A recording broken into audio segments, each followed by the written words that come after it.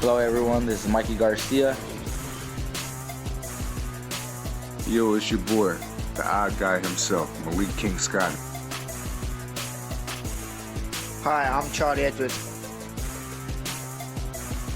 This is Fast Eddie Chambers, and you're listening to the BoxHard Podcast with my main man, Joey Coastman.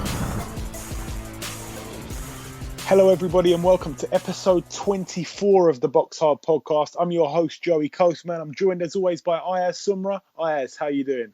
I'm good, Joey. How are you? Very good, very good. Now, we're going to get straight into part one, as always. If you don't know by now, you should know. Part one, of course, the review part where we talk about the fights from last weekend. We're going to crack on with that straight away. Okay, we're going to start with a little result that took place over in Wales. This was on the Friday. Andrew Selby fought Brett Fido. Andrew Selby now moved to 4-0. He picked up a TKO in the 6th round. Now, Brett Fido, okay, he's a little bit of a journeyman in the flyweight division. He has got 6 wins, 23 losses and 2 draws. But however, this win by Andrew Selby got the KO in the 6th round. This is the first time Brett Fido has been stopped in 23 losses. So it's a little bit of a statement there for Andrew Selby. And if you don't know, he really is going to make a huge, huge impact in the boxing world in the coming few months, because he really is a serious prospect, probably one of the best prospects in world boxing. We're now going to move over to California. Just one result I want to mention over there. Shane Mosley Jr., he picked up his 6th professional win, so his record now 6-1. Now moving over to Saturday, we're going to start over in France. Hassan N'Dam, of course, the former world champion, he moved to 32-2. He got an 8th round unanimous decision win over Patrick Mendy. Now going over to Germany, Jürgen Brähmer, of course, topped that bill. He was defending his WBA World Light Heavyweight title against Edward Gutnech, and Brähmer moved to 48-2. That was his 50th professional outing. Edward Gutnech, 29-4 with the 1 draw. Gutnech actually was deducted a point during that fight, but Jürgen Brähmer won via 12th round unanimous decision. Now we're going to go straight over to the Echo Arena. There was a lot of fights on that bill, but of course we're going to start with the headliner, Terry Flanagan against Derry Matthews. Terry against Derry. Terry Flanagan, of course, boasting a record of 29-0 going into this bout. He looked to move to 30-0, and Derry Matthews, of course, a little bit more experienced, a little bit more fights in him. 38 wins, 9 losses and 2 draws. Terry Flanagan managed to pick up the win. It was on unanimous decision. A lot of people thought he may get the stoppage over Derry Matthews, but he didn't. Flanagan also had a point deducted in the 8th round. He was a little bit dirty, to be honest, Terry Flanagan. He was fighting a little bit dirty. Derry Matthews has got the reputation of being dirty Derry Matthews. He fights a little bit dirty, but Terry Flanagan actually, surprisingly, a little bit dirty. And like I say, the referee took away a point, but 12-round unanimous decision win for Terry Flanagan. So he now retains his WBO World Lightweight title, and he's now 30-0. What a record that is. Best of luck to Terry Flanagan, and best of luck to Derry Matthews. I'm not sure what he's going to do after this fight. He put out a tweet on Twitter, and he said that the journey may be coming to an end. So it'll be interesting. We'll definitely keep our eyes peeled on that one. Moving down that card, of course, Paul Butler also on the bill. He was fighting for the vacant WBO International Super Flyweight title against Sebastian Sanchez. Paul Butler 20-1, Sebastian Sanchez 12-1. Butler was down actually from a right-left to the body during this fight, but Paul Butler ended up getting the knockout in round 9, so he gets his 21st career win, so a record now of 21-1. Also on that bill, defending his WBO Inter-Continental middleweight title and also fighting for the vacant Commonwealth middleweight title, Tommy Langford fought Lewis Taylor. Tommy Langford, of course, was boasting a 15-0 undefeated record. He now extends that to 16-0 with a unanimous decision win after 12 rounds. Also on that bill, the one man who defeated Paul Butler, the man responsible for the loss on his record, Zolani Tete. He was fighting for the vacant IBF International Bantamweight title against Jose Santos Gonzalez. Zolani Tete extends his record to 23-3 with a TKO in the 7th round. Also on that bill, a decent little scrap. I actually highlighted it would be last week. Matty Askin, 19-3 with 1 draw going into this fight against undefeated 8-0 prospect Simon Barkley. Of course, this is in the cruiserweight division. It was for the English cruiserweight title. Matty Askin picked up the TKO in round 2. So Simon Barkley picks up his first career loss. Barkley was down in the first round from an overhand right, and he had a badly cut left eye. So Matty Askin now 20 wins, 3 losses and 1 draw. Also on that bill, again, it was quite a big card. Kevin Satchell moved to 15-0 with a points win after 8 rounds. Jazza Dickens, we wanted to see the big clash versus Rigondeaux, but of course, due to visa issues, Rigondeaux couldn't make the fight. It was all a bit of a mess, to be totally honest with you. So unfortunately, the fight couldn't come off, but he actually picked up a win. He fought Ronaldo Cayena. Of course, this man came in with late notice and he was down from a left in the 2nd round, and he decided to not come out for the 7th round. So he retired on his store after 6 rounds. So Jazza Dickens now 22-1. Of course, that one loss coming to Kid Galahad. We're going to mention something about Kid Galahad in the news section shortly. Also on that bill, the Indian superstar, the Bollywood superstar, Vijender Singh moved to 4-0 with another knockout. This was in the 3rd round over Alexander Horvath, who is actually a decent little fighter. He hasn't been a pro for too long, but 5 wins, 1 loss and 1 draw. So a decent little record there. And Vijender Singh picks up another impressive win.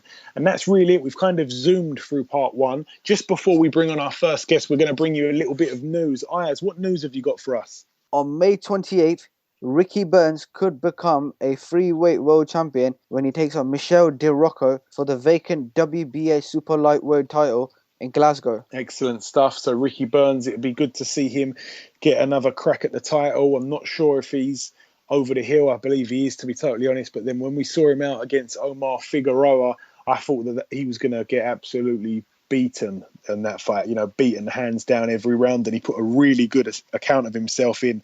So it'd be interesting to see what Ricky Burns can do. Any other news at all, Ayaz? Yes. On the same night as Amir Khan vs Canelo Alvarez, Derek Chisora will face Kubrat Pulev on May 7th with a world title shot and the European Championship on the line. Absolutely. Kubrat Pulev, who is a very, very good fighter, of course, only has 1 loss on his record, and that's to Vladimir Klitschko. Fair enough, he lost quite badly, but this is a really tough fight for Derek Chisora.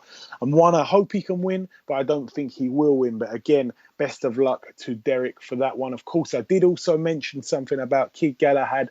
That piece of news is that the Boxing Board of Control have decided to lift his ban. He had a 2-year ban for usage of an illegal substance. It's now been cut to 18 months, which basically means that the ban is up, I believe, in the next couple of days. So he's getting ready and he will hopefully be fighting very, very soon. We cannot wait to see the return of Kid Galahad. Is there any other bits of news, Ayaz? Yes. Badu Jax first was meant to fight Julio Cesar Chavez Jr., but however, Julio Cesar Chavez Jr. had to pull out an injury, so therefore now he faces Lucien Bute. Okay, excellent fight. That's again on April the 30th. That really will be a decent fight. It's going to be a little test there for Badu Jack, because although Lucien Bute, I believe, is over the hill, he gave quite a good account of himself against James DeGale. So it'll be an interesting fight here. This is a potential banana skin. Lucien Bute's been at the top. He's been there, done it. He's a bit of a veteran, and it'll be interesting to see him. He gets another massive shot, back-to-back world title shots now for him. So all the best, and may the best man win. Is there any other bits of news, Ayaz, or is it okay to bring on our first guest? There's one other news. IBF super middleweight champion James Chunky DeGale will face Rogelio Porky Medina on April 30th. That's right. Porky versus Chunky, Chunky versus Porky. It'd be a decent little scrap, this one.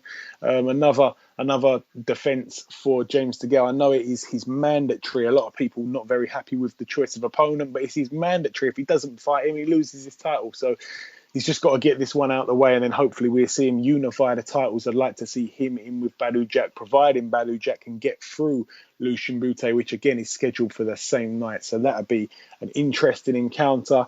Okay, I believe that Ayaz Sumra, also known as Trevor McDonald, the newsreader, is now done with all the boxing news from the boxing world. We're now going to bring on our first guest on this week's show. Okay, now it's time for guest number one on this week's show. Fresh off his knockout win on Saturday night, it's Jazza Dickens. Jazza, welcome to the show. Hi, Joel. Thanks for having me on, mate. No worries. First and foremost, Jazza, thank you very much for coming on the show so soon after your fight. How are you today? Good, very good. I'm optimistic about my European title shot on the 4th of June. The night after the fight, I went on with the excitement. I didn't sleep, and then the next day I got off into a half marathon. So I'm always in training, and I'm just looking forward to the next night. Big fight. Absolutely. Now, of course, everybody expected Rigondeaux on Saturday night. Everybody expected you to be fighting Rigondeaux. The fight couldn't happen due to visa issues. However, you still fought on the night versus Ronaldo Kahina. You extended your record to 22 wins. You knocked him down in round 2. He didn't come out for round 7 and retired at the end of the 6th. All in all, are you happy or disappointed now, looking back, now in the aftermath? Of course, I'm not disappointed, but I'm not happy either. I'm more... it was a frustrating week, and I learned a lot of lessons within that week, so I am happy with the lessons I've learned, but it just means I have to wait a bit longer for what I believe was my big shot, and I believe I will get it, so I'm not too disappointed. I'm looking forward to going back to the gym. I'm learning with the coaches on what we've been practicing in the gym and stuff like that, and I really feel like I'm progressing, so I'm happy with it overall. Okay, because we actually spoke to a couple of people in and around your weight class about that fight. We spoke to Kid Galahad just last week, and he was expressing that you had a real chance in that fight. He said, everybody's writing Jazza off, but when he shows up, he gives anyone in the world a fight. So he had a lot of good stuff to say. Of course, there's a little bit of news on him. His ban has now been lifted, so he's eligible to fight. How exciting will the division be with his return? Yeah, I'm not too sure, as I only focus on my career, so I'm not too sure about. I'm not going to look into other people's careers really, so I'm not too sure. But it's good that his ban's been lifted, and he's a fighter. And I understand it wouldn't be nice for the fighters to be banned because of something he claims that he didn't take. So yeah, I'm glad that he can move on with his career. And also we spoke to Gavin McDonnell, and he was telling us that he didn't really like the way that you were almost treated like the away fighter, although it was going to be, the fight was taking place in your hometown. Do you feel that you was just looked at as an opponent? Because he was quite frustrated with that, to be totally honest. Did you feel that way as well? Yeah, well, I was the opponent when I really, it was the Rigondeaux show. People was asking me for tickets back after Rigondeaux pulled out and stuff like that, and I thought they would come to support me. So it was frustrating, but nonetheless, I still got my opportunity and I got what I wanted out of it, and that's why I took the fight. So it was all about him, but in my career, it was all about me, and I got what I wanted out of it. But Gavin McDonnell, he's doing great, isn't he? He got the WBC silver title shot, and he's doing great, and he's only had a few fights as well, and he's done a lot within them few fights. So thank you for him saying the nice words, and I'm also happy for him too. Excellent stuff. Now, of course, have you noticed that your stocks have risen a bit with this fight? Though I know you're saying some people wanted their tickets back and stuff, but of course your Twitter followers have gone up, and your name seems to be in everybody's mouth at the moment. Is that good? For your career progression in the future, is it good that your stocks have risen? Have you felt that at all? Yeah, definitely. I can't deny that it's risen a lot, and there's like people asking to like sponsorship and all that. They want to help me out a lot more, but I know at the end of the day that that really, it does matter, as in you need to build a profile to get big fights and stuff like that. But if I lose my next fight, then it all goes back down again. So I know it's only important what happens inside the ropes. So I'm happy about that it's going that way. But I also know I have to keep my head down and stay out of the light sort of thing, and not get thrown into that sort of not like celebrity mentality, but not like the cameras and stuff like that. I need to stay away from that and just do what I've always done in the game. Yeah, absolutely. Because it's not often that like a mega fight was supposed to take place and then it ends up not happening and both fighters' stocks rise. It's almost like Tyson Fury with the David Haye saga. His stocks seemed to rise when they weren't even fighting, and that kind of, Yeah. he obviously went on from that, soaked it up, and now look where he is. So best of luck with that. Of course, yeah, you touched on it. Your next fight is already being lined up. You're fighting for the vacant European title on the 4th of June against the Spaniard Abigail Medina. Now, he's no mug. We know about him over here. He lost a close fight, a close decision to Jamie McDonough in 2013. Are you confident you can do a job on him, Jazza? Yeah, of course. The fight's made and the fight's on, and I'm training for the fight now. I'm back ready for it because, training camp and working on a game plan for Medina, and I have full confidence in myself going into this fight that I'll be with another world champion from Liverpool in the last 2 or 3 years. Our gyms have just been me.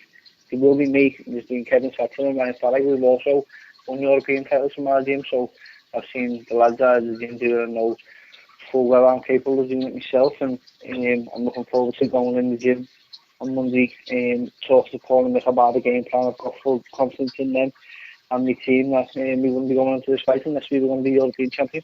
I know that recently there was a mega fight in your division, of course, Scott Quigg and Carl Frampton. Who did you have winning that fight before the fight?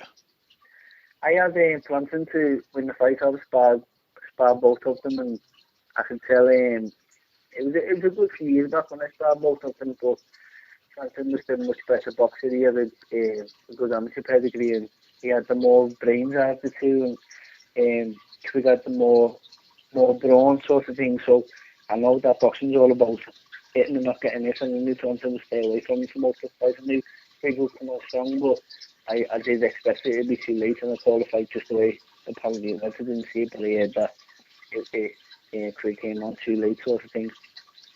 Yeah, do you feel it was a little bit of a disappointment, the fight? As I say, I didn't watch it myself, and people were saying that it was a disappointment, but people had a good night looking at it in the end. I think good on them two lads for making a massive fight and both putting on the line. I don't think they might be upset that the fight wasn't what they expected it to be, but they got a good night out of it, and them two people really put on a good show. So good on them two for bringing in big publicity and stuff like that to the super bantamweight division. Now, of course, there's someone as well coming up in your division, an unbeaten prospect for the future, someone who I personally would like to see you fight. What's your thoughts on Gamal Yafai? Gamal Yafai, I've seen as amateurs, we both travel the world together, really. We went to European games together and many competitions, so we went to EU together, and we were also in the under 10 novice competition together. We travelled all the way through that to the age of like 17, 18. We went to TV sports together, so we didn't know around sparring, and we even sparred as a pro. So I know Gamal's a good fighter, but if that fight ever comes on in the future, then so be it. But after the near future, I can't see it happening as he's Commonwealth champion. I'm looking at European, so. I don't know. I haven't thought too much into that fight, to be honest. But I think it could make a good fight in the future as he's talented and he's a good fighter. And the last thing I'm going to ask you before I let you go now, of course, we touched a little bit on Kid Galahad. Of course, he's got he's the reason for the only blemish on your record, the loss to him. Is that a loss? Is that a fight that you want to avenge? As I say, where I'm going right now, I feel like I'm reaching towards the world title. If they got the world title before I get there, then of course, but if not, there's no point going back on all ground. But I think if Kid Galahad can start where he left off, then it could make for his big future in this division. And I think if he boxes, then it'll be for something big. Okay, great stuff. Is there anything that you want to say to any listeners who may be listening, any supporters, any fans of yourself that may be listening? Just as always, thank you for the support, and I full well understand that I wouldn't be where I am only for them people, and that's just not just saying that to win people over or anything like that. That is a fact. I wouldn't be where I am only for the people who pay good money to watch me box, and I'm so grateful for them that every day I get to go out there and have a good career, and and live a life of promising career sort of thing because of the people. So thank you very much, and please keep following me till I get to the top. Excellent stuff. Okay, listen, Jazza, best of luck with the newfound fame almost. Best of luck for your upcoming fight in June, for the European title, and I'm sure we'll speak to you again soon. Thanks a lot, mate. Thanks for having me. Okay, now it's time for part 2 on this week's show. This part, of course, is called the preview part, where we preview the fights coming up this weekend. Again, there's not much this weekend, to be totally honest. It's not going to take more than 5 or 10 minutes to get through this. Of course, we're going to bring on another guest, but yeah, hold on for that one.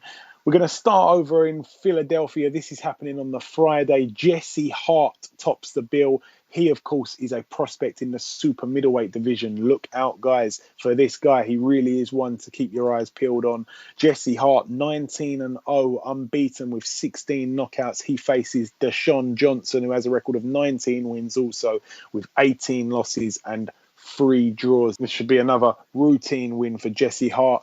Okay, and also down that bill, we had him on the show a couple of weeks back, but his fight ended up being cancelled, so he's now on the undercard of this fight. It's Mike, yes indeed, Reed. Of course, he is a prospect in the super lightweight division, which is, of course, the 140 division, and he has a record of 17-0. Again, that's another prospect that you've got to keep your eyes on, Mike Reed. He faces Samuel Amawako, who has a record of 21 wins and 8 losses. We're now going to come over to the UK. This is taking place in Glasgow. Just one fight I want to mention. It's not, his opponent hasn't been announced yet, but Willie Limond is back out. Of course, he's got a whopping record of 39 wins and 4 losses. His opponent, as I said, yet to be announced. Moving over now to Massachusetts, Stephen Ormond, he gets back out again. He likes to fight over in the States. This is at the House of Blues in Boston. He tops the bill over there, I believe. He has a record now, of course, of 20 wins and 2 losses. He faces Marcos Jimenez, who has a record of 21 wins and 6 losses, and that's for the vacant IBF Intercontinental lightweight title. Also on that bill, Steve Collins Jr., he gets out again, of course. He is a cruiserweight, if you didn't already know. He has a record of 5 wins and 1 draw. His opponent is yet to be announced.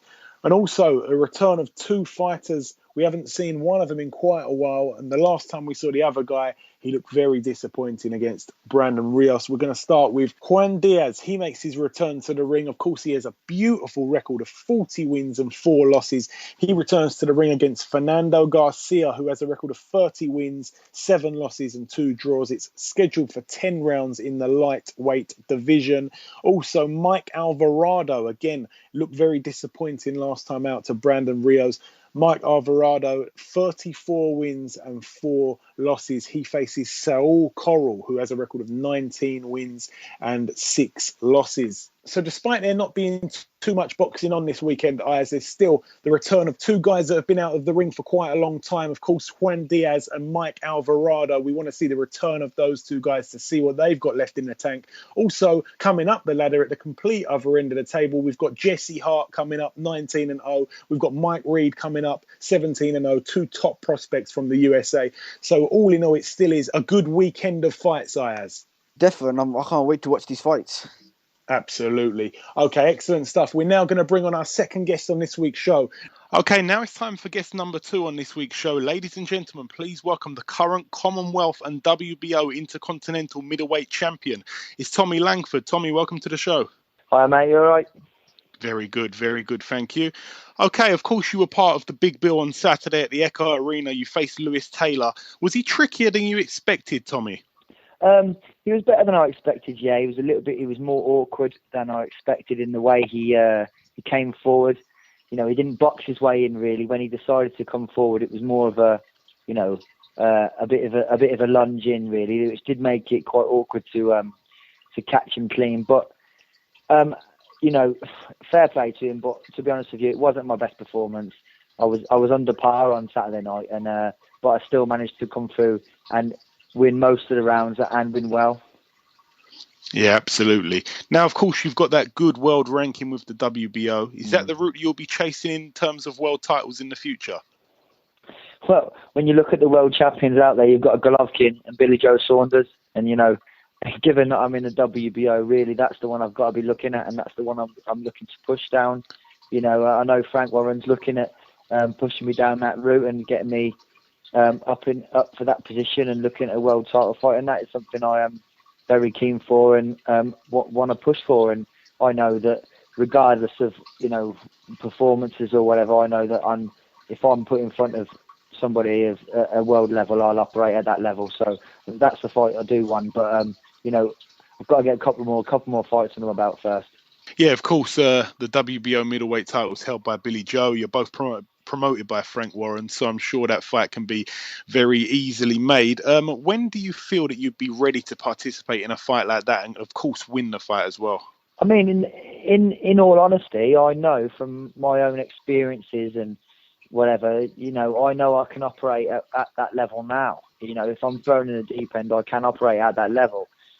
In terms of building the fight up and, getting everything that you deserve from the fight in terms of pay and whatever, the fight needs to be built more. So then you're talking it's 2-3 fights down the line. And also that will give me a bit more valuable experience going, potentially going the 12-round distance or fighting against higher caliber opponents. So it'll put me even more than ready. But I've always said that if that fight's offered to me, whenever it's offered to me, I take it if the offer's right. And I know and believe in my own ability, and I'd get it right for that. I'd get everything right for that fight, and I believe I caused a lot of problems, and to anybody, not just Billy Joe Saunders, to anybody at that level. And so if it comes about, it comes about. But otherwise, I've just got to get myself to that mandatory position, which I'm not too far away from. Absolutely. Now, for the people that don't know, what type of people have you sparred with in the gym, Tommy? Some of the top names. Well, I'm not really one to talk a lot about my sparring in terms of talking about who I fight and who I spar, but I've been in there with, current and former world champions and, world ranked opponents in both in both super middleweight and middleweight divisions, and, mandatory challenges to world titles. So I've been in there with a lot of good operators and, over the years, and especially more recently in the last 18 months. And what disappointed me on Saturday night is that all the hard work that I had been doing and all the good stuff I had been doing in the gym with these caliber fighters, I didn't show in the ring. And, I felt had I done all that stuff that I knew I was capable of, I would have shown that I am of that grade. But nevertheless, I got the win, and I've got to prove it in my next fight. Yeah, of course. Have you got any idea when you're next out? I know that we're very close to the fight the other day, but any idea at all? Well, it'll be the summertime. I'm sure it'll be June, July time. They want to keep me busy, and obviously, I'm performing and I'm selling tickets, so they want to keep getting me out the door. But I've got a nice little rest now. I've been back to back with training camps since last April, really, flat out. I've had I think every fight I've had a fight, and then I've only had a few days off, and I've gone straight back into the gym, into a hardcore, intense training camp, and this camp just gone. Obviously, the fight was supposed to happen in February, and with it going on the extra 5 weeks to March, it has tired me out, and it has proved that I do need a rest. And I'm only human, and I do need to rest my body. And so I've got a bit of a break now, and I've got my first baby being born in this next month. So I've got the birth of my boy to look forward to, and while I've got my downtime, and I'll be back in the gym hitting it hard for the summer. Oh, excellent stuff. Congratulations on that. Thank you. Excellent month as well to be born in. April, you say? Yeah. Well, he's due April, but I've got a sneaking suspicion he's going to arrive early. Well, if it lands, it's getting big in there. If it lands in April, that's the month I was born in, so it'd be a great baby. Fair enough. Okay, I just want to ask you of your thoughts on some other things that's happening in and around your weight class. A couple of upcoming fights. Of course, next week we're going to see Chris Eubank Jr. face Nick Blackwell. Yeah. How do you see that fight going, Tommy? I think it's a proper fight. That's a great fight for the fans, and it's a great fight for both the fighters. I think I really like Nick Blackwell. I know him quite well, and I really want him to win. I hope he can chin him, but I think he's up against it in terms of styles. This fight is going to be one where they both stand in front of each other, and I think Eubank being a little bit sharper and a little bit faster, I think he's likely to get off first with his shots, and then so I think I see it going that way. Having said that, if Blackwell decides to really if he puts it on him from the round 1 to round 12 and doesn't let him rest at all, he can upset the apple cart there, and he can get the win. And so I think Eubank's probably the favourite going in, but it really can go either way, and it'll be a point. Whoever wins, it'll go to the scorecard. I see a close score, because they're going to sit in the pocket and they're going to punch holes in each other, I think. Can't wait for that one.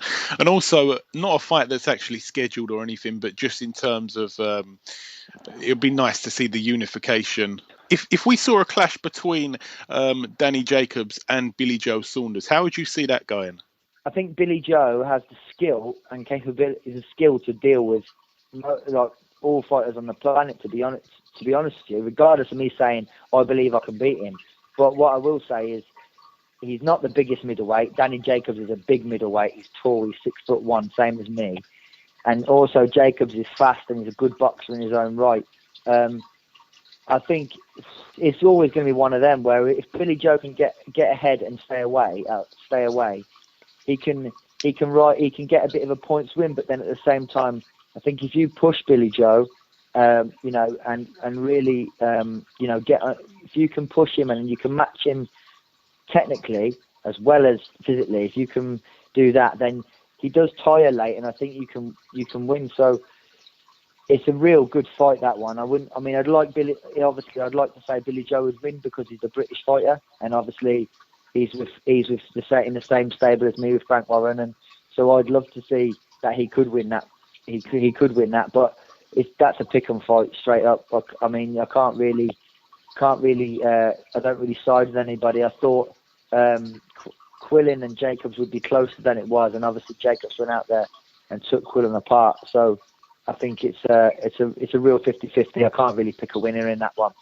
Yeah, it is a genuine toss-up, that one. Okay, the last question I've got now, another fight that's coming up. It's sort of between light middle and middle. He's kind of in his own weight class now. Khan and Canelo. Yeah.